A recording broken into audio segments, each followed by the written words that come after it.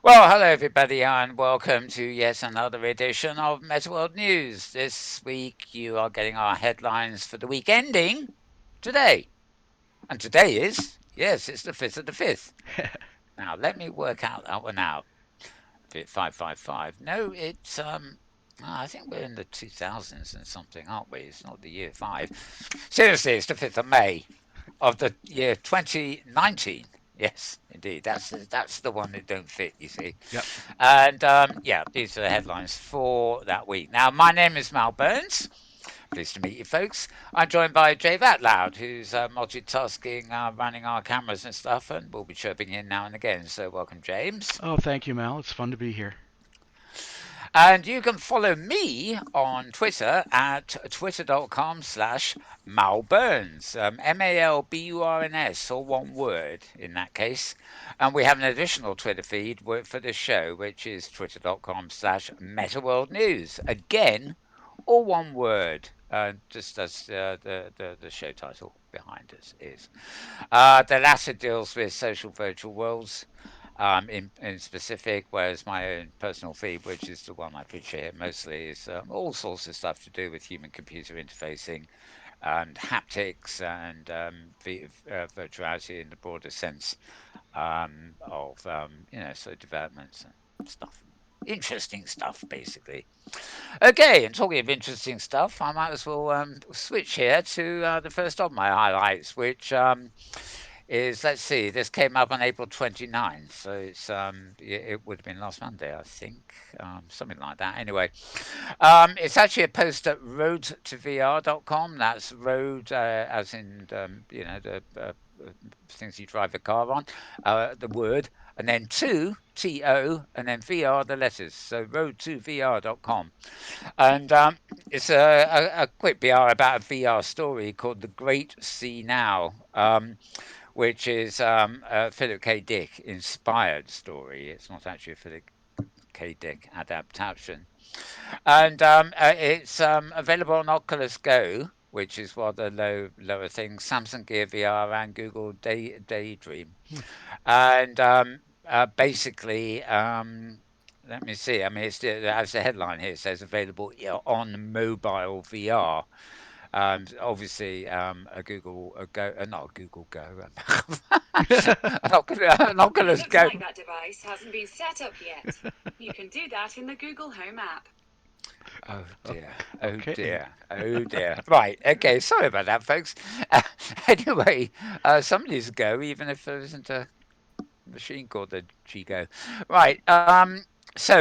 Yeah, obviously the Oculus Go is the sort and her Daydream thing there that are qualify as mobile VR as opposed to on an iPad or something really.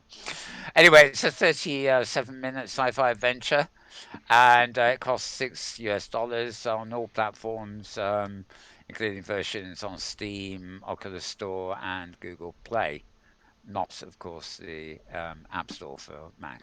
So that that's not what I call all platforms, if it doesn't include Mac. But there you go.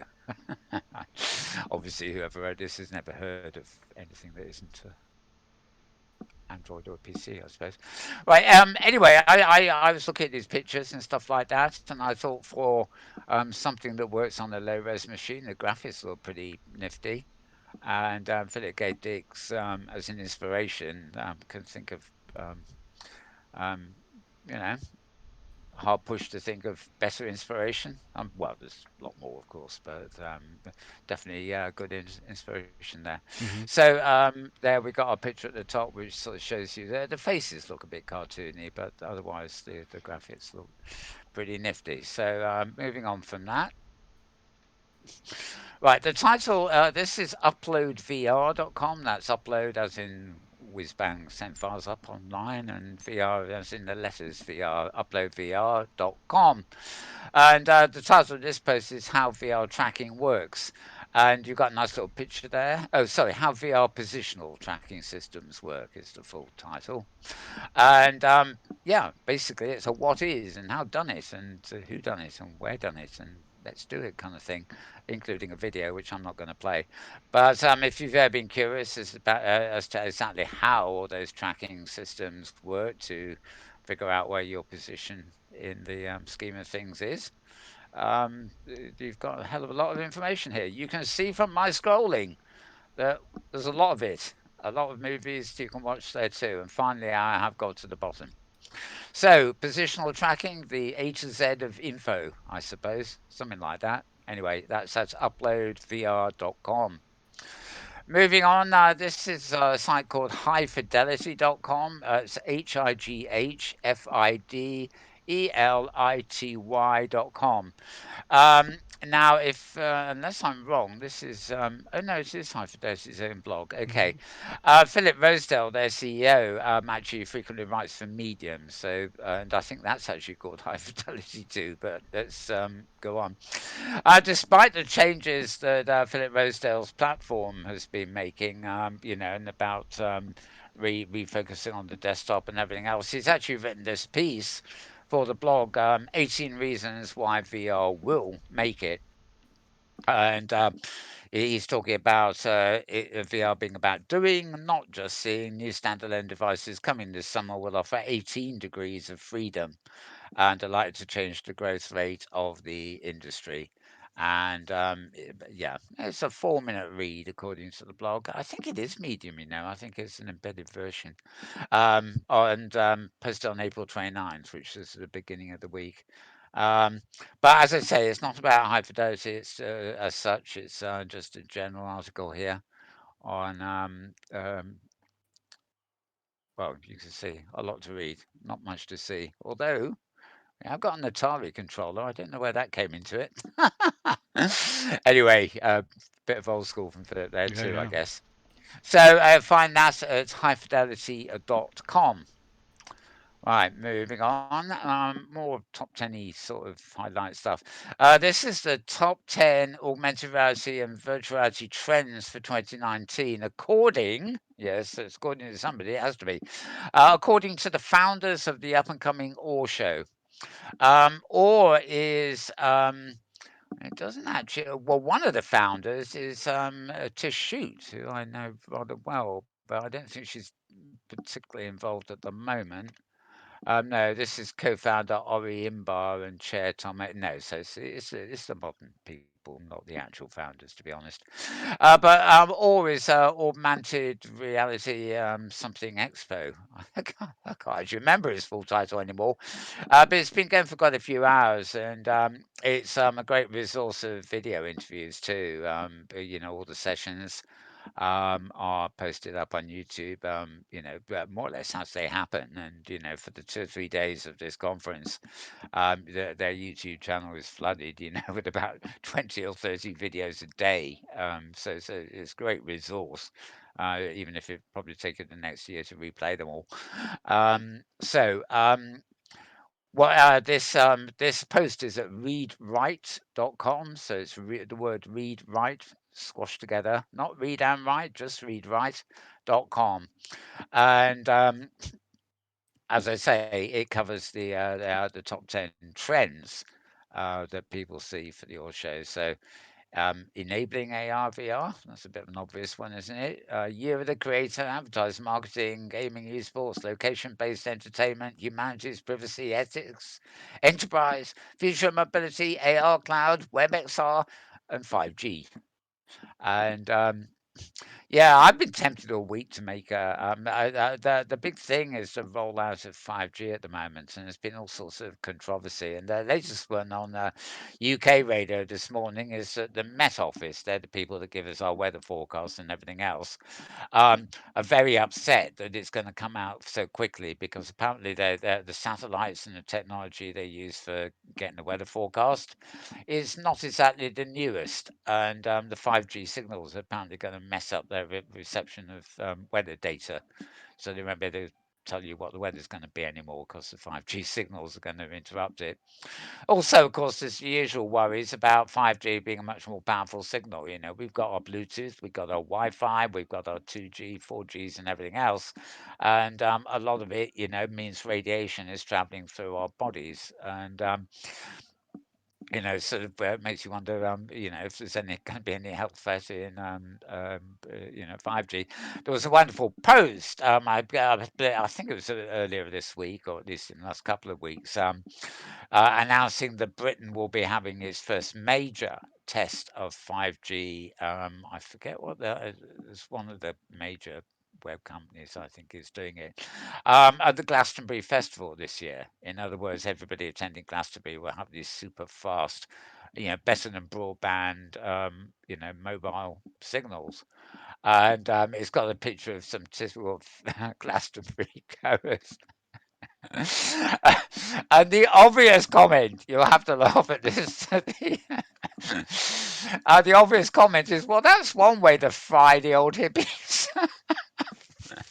Oh my. The implication being that much concentrated 5G in a particular area could be, you could just, fry the brains of, all these the festival goers. Although the comments on that are rather funny. So, but their brains are already fried. They have been for 40 years.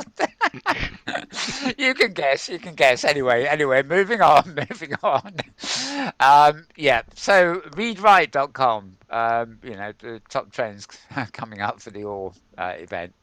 Right. Moving on to engadget.com. That's Engadget. You can probably see that at the top there. The website is just engadget.com. As you can see, if you can see carefully, it's Engadget UK that I'm particularly Little got tiny here. UK. Yep. Yes, but I think it's pretty universal wherever you go. Um, um, my link for this, oddly enough, in the feed says something about hand. I don't know what that's all about. It just says hand in inverted commas. So it's not clear where this link goes or what it is, but this is it anyway. Virtual reality is a strangely fitting home for stop motion animation. Um, they're looking at a piece of VR called Gymnasia, but it's interesting in the sense that this is VR as cinema, really 360-degree video and CGI and stuff. But it's discussing the match between stop motion animation, which of course is something that's been used in film animation, or just animated film for quite some time, and the 3D environment and matching them together and sort of it's uh, the Tribeca Film Festival, I believe, is actually on now, or it may even have finished. And they're saying what a great place it is to see this stuff. Um, Gymnasia. Um, Oh, right. Felix and Paul Studios, they're quite well known. They did do something called Isle of Dogs behind the scenes last year that used stop motion too, but not to the extent that this one does.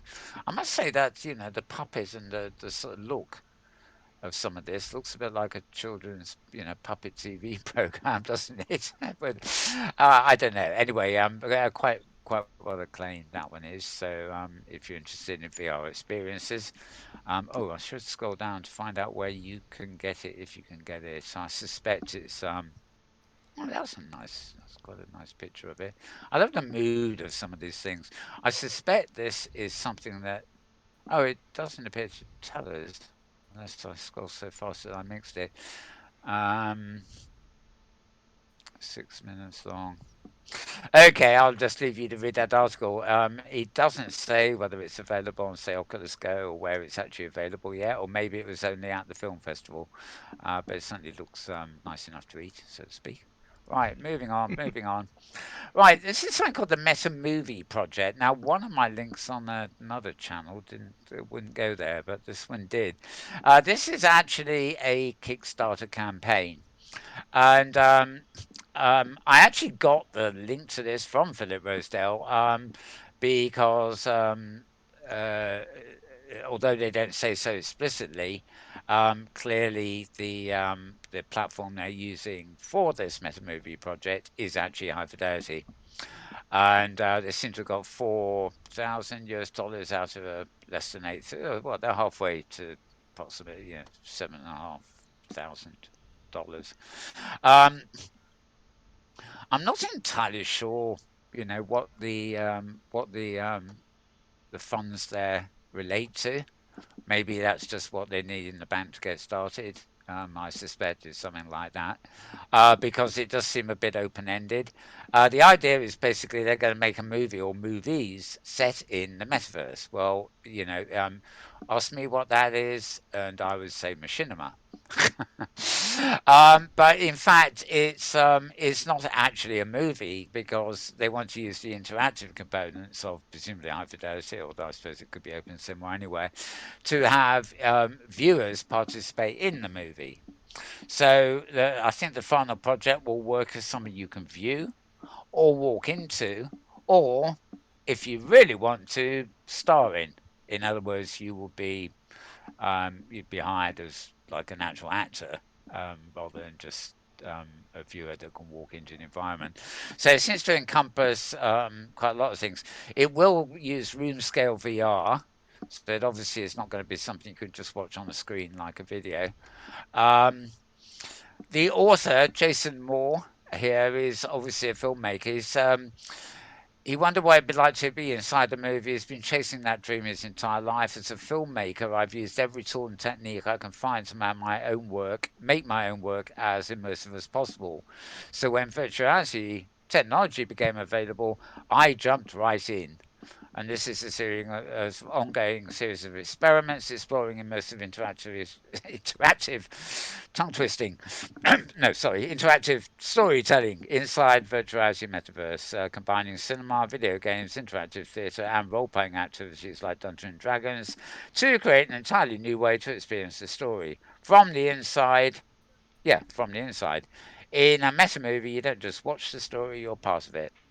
Anyway, I mean, there have been other things along these lines, and the comparison to some VR experiences to actual theatre.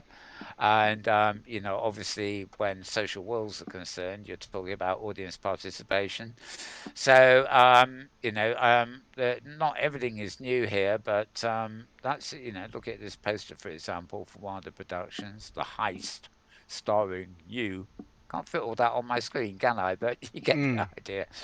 It looks quite impressive enough. So, anyway, it is a sort of Kickstarter, and apparently you can just contribute, or if you contribute a certain amount, you get to be a kind of extra in the production. And if you contribute a lot more, you can, blackmail them to cast you as a lead part. Oh, and here's the team. It's an interesting team. I can't say I know exactly much about any of these people, but I see Chris McBride, for one there, Andrew William, who I know is in High Fidelity anyway. A few people here who obviously joined the Kickstarter already. Oh, Kenneth Rugo, he's a High Fidelity chap too. He's done as an actor. So there are actually some faces there that are familiar to those who follow these things going on generally. Here you are. A supporter cost you $10. Being in the player guild is $20. Street smarts. Oh, you'll get a street named after you. I love it. Hmm. $30. Firefly experience $35. Virtual billboard 50. VIP experience $75. Firefly three pack. Oh God, it goes on, doesn't it? Wow. What's the top? What's the top thing here? Take it home, $1,200. Platinum Pass, $750. Custom Avatar and free VIP tickets, $1,500.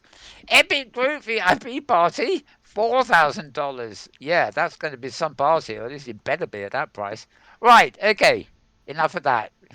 You go to kickstarter.com/projects and slash the Meta Movie Project. You can follow the link on my Twitter feed, of course, to get to this, but I think that you can. I'll read that again, but you could. It's not too complicated because it's obvious. So it's kickstarter.com/projects/ and then all one word, the Meta Movie Project, and that will get you to the very page I'll be scrolling down just then. Moving on again and again and again, as we do. Introduce your kid to virtual reality with Nintendo Labo VR. Yes, well, this is nothing ostensibly to write home about.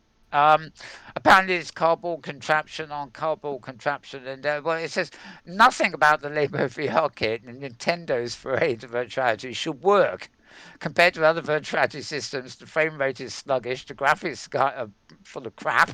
It's so cheaply constructed, it's literally made of cardboard. There's no huge immersive world to get lost in. There's not even a strap to keep it attached to your face. But Nintendo has defied video game conventional logic and created one of the most interesting, useful, and fun application of virtual reality I've ever seen. This is Stephen Johnson, the reviewer, telling us this information. And obviously, it is geared at kids, but it seems that things like Lego, I suppose. People say, "Oh, Minecraft is like Lego," but we still have Lego in the real world. Sorry, not the virtual world. And kids like building stuff and things like that. So, if I remember rightly, there's a photo. Yes, no, there's a photograph a bit further down here, which you might find intriguing if you can make out what's going on there. Hmm. Um, as part of that is a child's hand holding a horrendous sized gun made of cardboard bits and pieces, all of in a little rubber band attached to it there, probably the spring that makes it fire. So it's got all this do-it-yourself contraptioneering going on, that goes, you know, cheapskate do-it-yourself stuff that goes with the cheapskate VR. And anyway, the reviewer here thinks they've really clicked on something, you know. Obviously, here you can see the kid holding the actual headset up made of cardboard and fiddling around with stuff. There's no strap for his head; he just has to hold it there. But you, well, obviously for the kids, but if you have kids, it may be something to consider. Once you've built a toy gun, it's time to put it to the test. The games for each project combine motion sensing and VR into bite-sized, easy-to-learn games designed to be experienced quickly and shared. So down to the basics, or simplicity itself for the kids. From Nintendo. Who Hmm. else? Who else? Who else will be doing it? So to find out more about this, you want to go to Offspring. That's OFFSPRING, as in those brats you have wandering around your house if you've had them. And dot lifehacker.com. So offspring dot lifehacker, all one word, .com. And the title of the post is Introduce Your Kids to Virtuality with Nintendo Labo VR. Suitably long title, but I'm sure you'll find it if you get to Lifehacker. Right, so we were talking about this a short while ago, Tribeca, the film festival. Um, the one of its winners there, Tribeca's Storyscape Award for the Best Immersive Media, has gone to something called The Key. And here we have a little picture from The Key. It doesn't really tell you much, although it's got that nice sort of shape of a keyhole. Gosh golly, wonder what the connection there is. Anyway, this narrative VR experience took home gold at Tribeca Film Festival. Um, let's see, apart from winning, the key is an intense narrative-based interactive VR experience where your participation is crucial, absolutely crucial, to help unravel the mystery across several dreamlike worlds. It goes on about where it was debuted. There's a little teaser that you can actually play. Actually, this is 46 seconds. So why don't I do our special for the day? Ding dong, ding dong. Okay.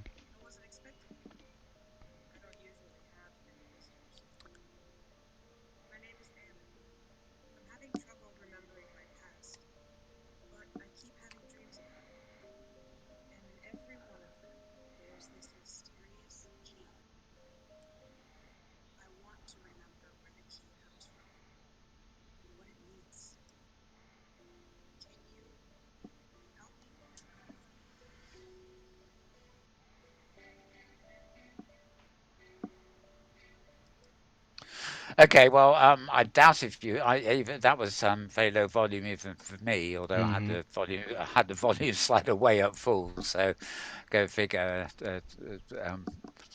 This makes a change from hot audio on videos. Right, okay, so they have a little advert there. The director of the experience is Celine Tricard. She's a world renowned 3D and VR expert. impressive resume and lots of.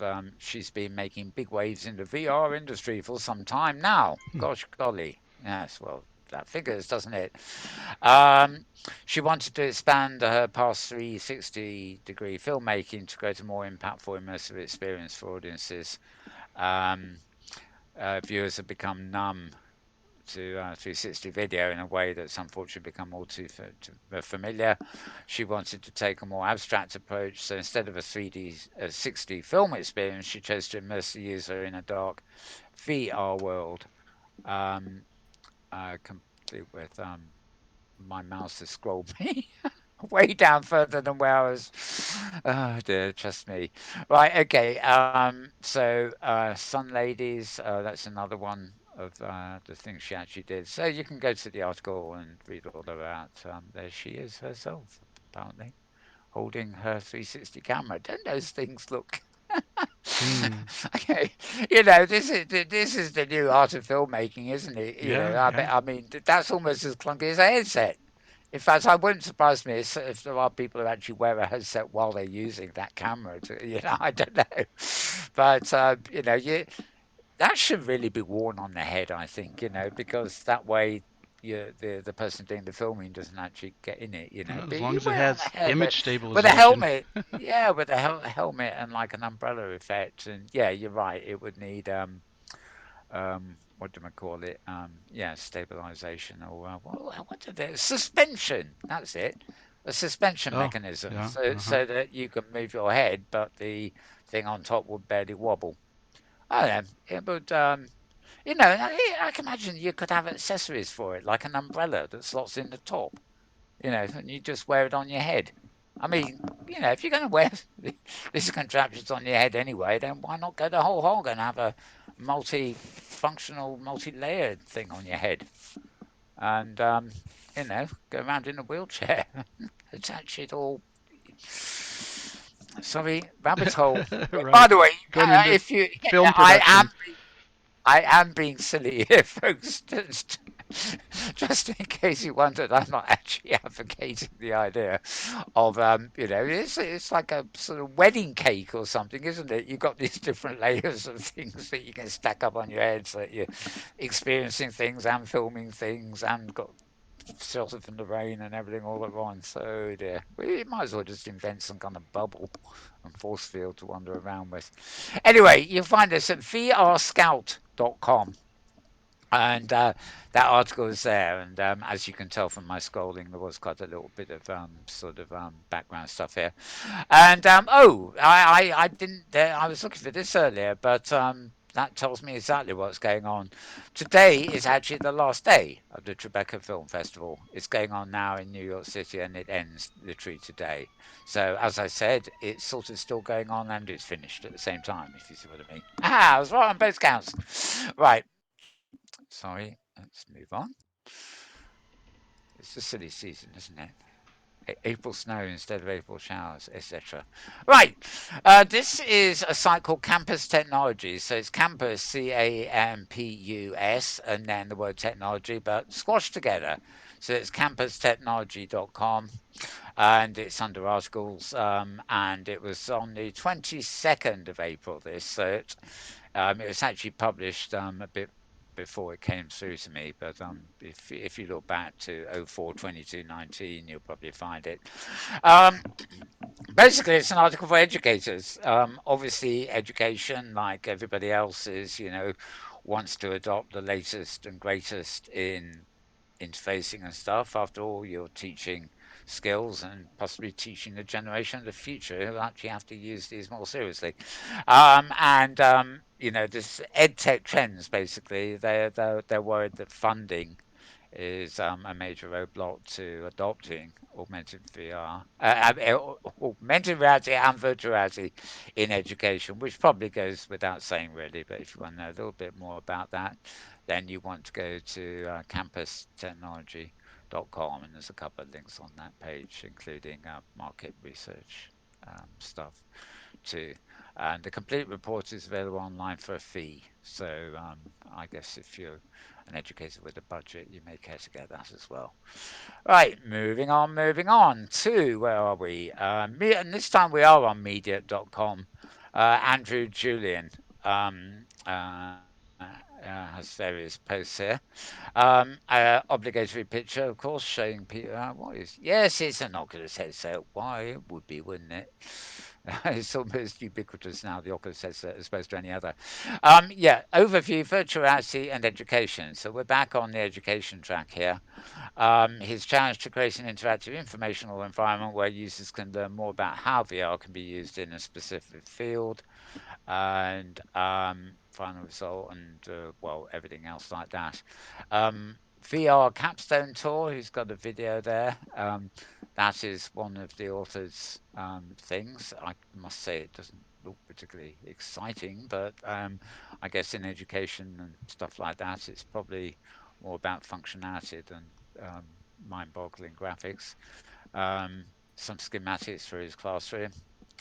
And I never understand why take still photo shots showing the two thingies, but anyway, because they all in a photo they always look identical. Anyway, this is all about using VR and stuff in education, and as you can see, quite a lot to it there. Medium will tell us at the top. Yeah, they estimate it as a 5 minute read, so there you go. Find that at medium.com and the um, this guy, if you can see this guy's name, it's Andrew. Oops. Yeah, there you go. You can read that. Andrew Julian. I don't see it. If No. if you put the at symbol in front of that and make Andrew Julian all one word, then if you go to medium.com and then slash at Andrew Julian, you'll get to his articles, of which this is the Yeah, latest. Mel, I So, can't see the name on screen. It's not in the capture region. oh, sorry, I thought, right, okay, I thought There it is. we'd, yeah, Thanks. um, yeah, that was what I thought I had up. Andrew Julian. There you go. Yep. And you can also get him at andrewjohnjulian.com. So there you go. Right. Thank you, James, Hmm. for pointing that out. Yeah. Right. Now, final one, really, for this week. Oddly enough, there's nothing today. I think this was well, this is dated the 5th. No, the 4th. This was a post yesterday. Hardcore History host Dan Carlin wants you to relive World War One in VR. Um, Now, this post is at engadget.com. Yet again, you can see the logo on screen and a picture. And now you've seen that, so I'll scroll down to the title of the article here. Um, Apparently, there is a podcast, a hit podcast, would you believe, by somebody called Don Carlin, whoever he be. Um, I imagine this is an American Post, by the way, so forgive me if I sound a bit flippant. Anyway, the podcast is called Hardcore History. And this chap, Don Carlin, brings his love of the past to the masses. It's only a matter of time until he wanted to move beyond audio, but instead of moving into the crowded world of documentaries, he turned to VR. War Remains, his first virtual reality project, debuted at Tribeca, of course, this week, and it puts you right into the trenches of World War One. It's more than just another VR short. They built a massive installation for the experience, allowing you to touch and feel the virtual environments in real life. The editor says, thankfully, without recreating the smells of mud, death, and gunfire. And there's a video trailer for War Remains. Sounds very interesting indeed. I actually, as a sideline, actually, when I was a little young whippersnapper taking early school exams, I had to study for, well, both for English literature and for history, World War One, which was fortunate because it was on two aspects of the curriculum at once. So, well, I've forgotten it all now, but there is a major story to be told there, and um, High Fidelity, interestingly, have still, although they're not doing many public areas, they have actually launched and it's still running an area on World War Two, oddly enough.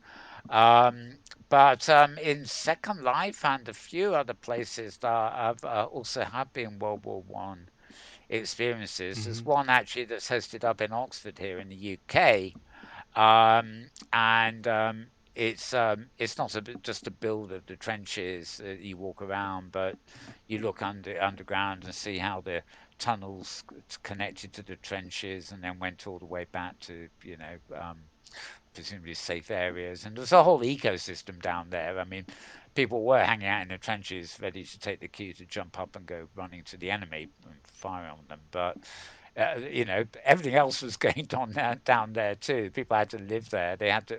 Well, I don't think they did get a chance to bathe very often, but you found it was quite intriguing. All the um, learning about it. Also, it was the occasion of the first real mass use of modern day cigarettes. People were fed, literally free nicotine cigarettes to keep them going in those trenches. And it's actually often thought that the heavy use of cigarettes in the 20th century started then because people came back from that war addicted to cigarettes. But so it's kind of obviously there'd have been all the horrible smells, but there'd also been the smell of nicotine on top of it. So you learn all quite a lot about this, and the one in Second Life is wonderful. My partner Tara and on our channel here we posted us a War Torn, I think it's called, the one that she filmed um, of the Second Life installation, and what's really nice is it's also got done in conjunction with the sort of library of World War I. So you can hear poetry being read, or you can pick up note cards and read the poetry, and you can see photographs taken of the real thing. It's a whole educational experience as well as an interesting immersive experience. So I have obviously gone off track here because I'm talking about an old thing that's over in Second Life. I think there's something similar here on OpenSim, but obviously this War Remains thing is a slightly different kettle of fish, much more modern, and as opposed to being an experience you can go to in another virtual experience. This seems to be totally standalone. And yeah, I got a video on how he made it and everything else. So all very interesting if you're interested in VR in a general sense. And yeah, that you'll be able to see it in Austin. I presume that's Austin, Texas, Hmm. in during the summer. If you missed it at Tribeca, which I presume, unless you were at Tribeca, you did. But you can obviously see those trailers and teasers and stuff online already. Right, so moving on, I have three posts that actually come from the Metaworld News blog. This one is a creator spotlight. Is designer called Black Opal Designs. This is you can't tell from the top. You think their name would be up the top. This is actually blog.sign.space. So it's sign space blog. Blog full stop sign SINE dot space. And Black Opal Designs are a creator producing clothing in Stein Space. And as you can see, it's quite nicely um, uh, edited there. And yeah, it's basically a profile of that particular creator.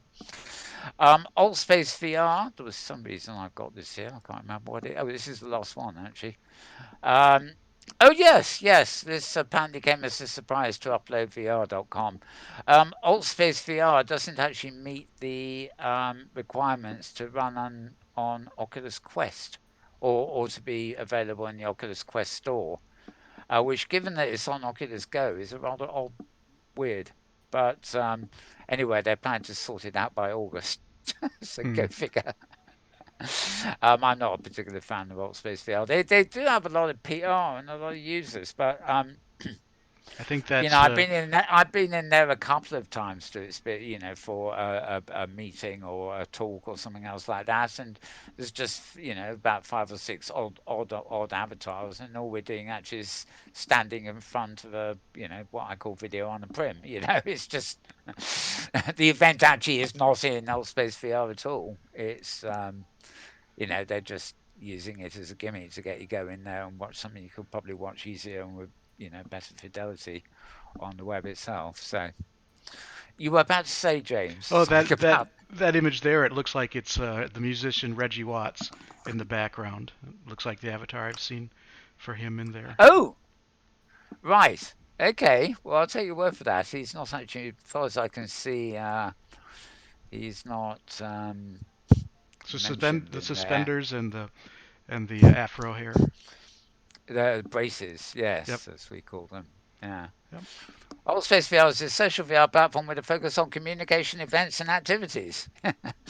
Yeah, well, it was acquired by Microsoft in 2017 and now users can play Cards Against Humanity, attend karaoke nights, or traverse a maze together. It's been focused on being available on as many platforms as possible, including Gear VR, Google Daydream, and even outside of VR. Um, yeah, but as you say, you can be on every high street in the country, and if you still sell crap, you still sell crap. Pardon me. Right. Okay, that's it. That is indeed it. Yeah. Because when I close that, I'm back on my good old speed dial. So with that, I can move that aside and give us a pretty screen, pretty colour splash or something instead. James, your thoughts and any and all of that stuff. Well, goodness. One thought when you were talking about the uh, I think it was the Key was the name of the VR piece, and it Yeah. showed a picture of the producer with the camera, and I recognize that as the Google Jump VR camera, Ah, and okay. yeah, about $6,000, so not a terrible entry into a VR production tool.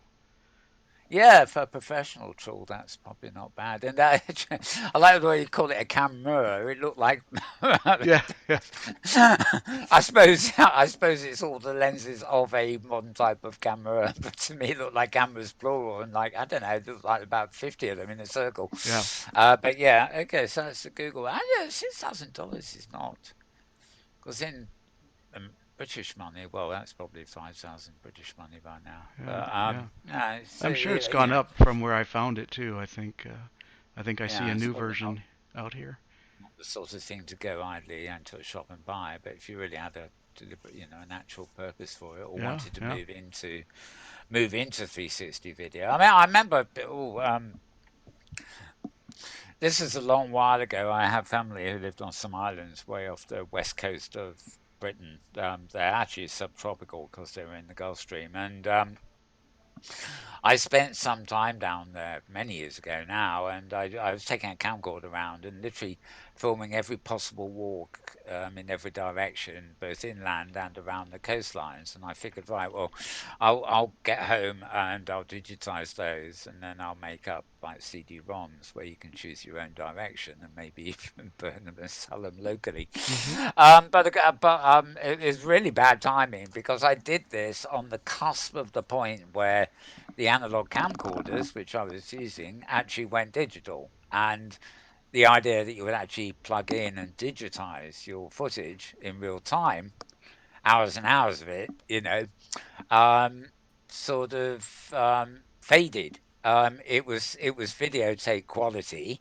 Well, they're professional tapes, but that still didn't mean they were, high resolution pixels, and so they wouldn't have been easy to digitize. But of course, within the time period I planned to do anything with it, everything was turning digital anyway, and so a year later I could have borrowed or bought a digital camera and done the whole thing that way. Because needless to say, I've got all the videotapes, but I've never done anything with them because the end result would have been out of date by the time I did it.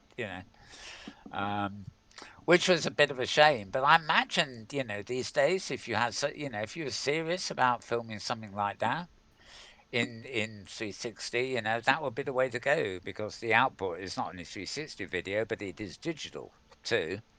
And you could actually compile, an, if you imagine a 360 videos as like different chapters, but instead of running in a linear fashion, you would actually put them in a spider web of like so you could jump from one to the other, but use a different pathway every time. If you see a bit like in the way games are modeled.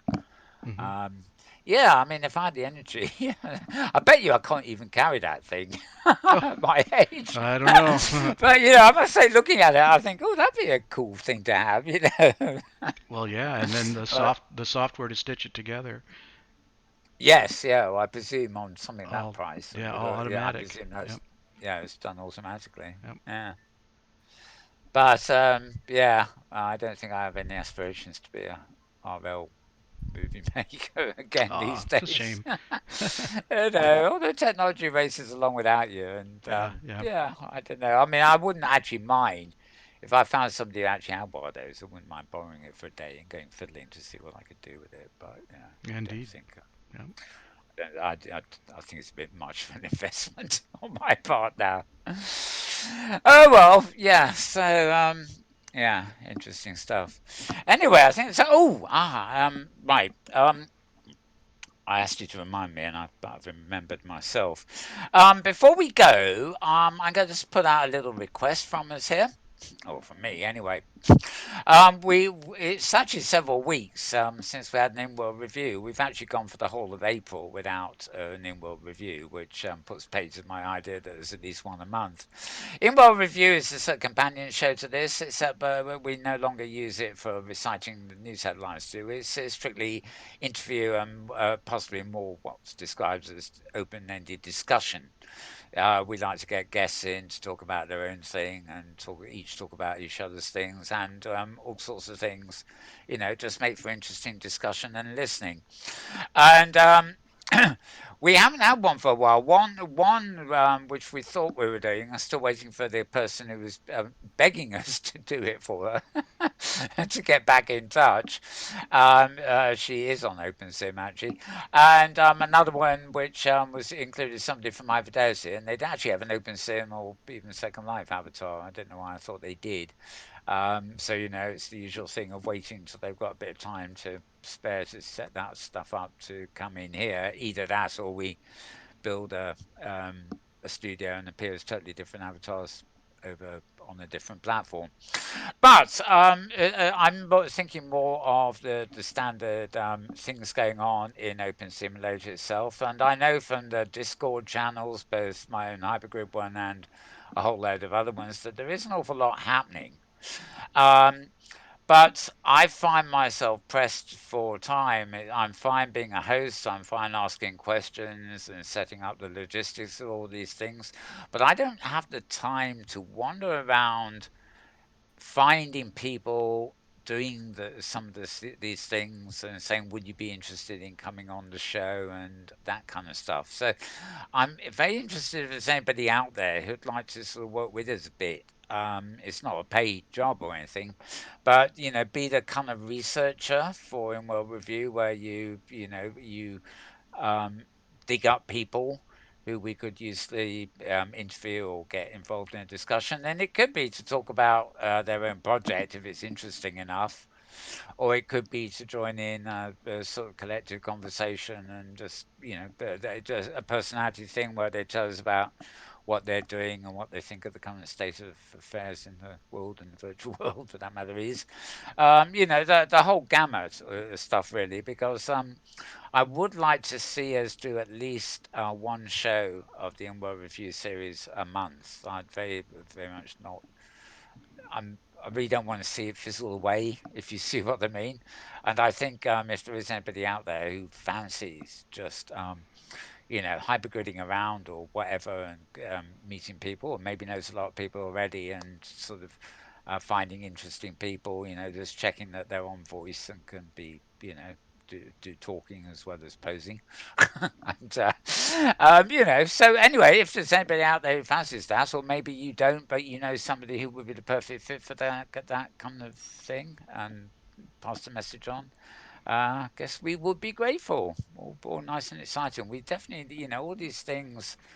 We always need fresh blood coming in. Our shows vary and change over time, um, and have done a lot. But it's not just the show itself and the look and thing and the style that needs to change. You actually need fresh blood in the system, so to speak. And I've been hosting these shows for, what, 15 years now, is it, or something, one way or another. Mm-hmm. So it's,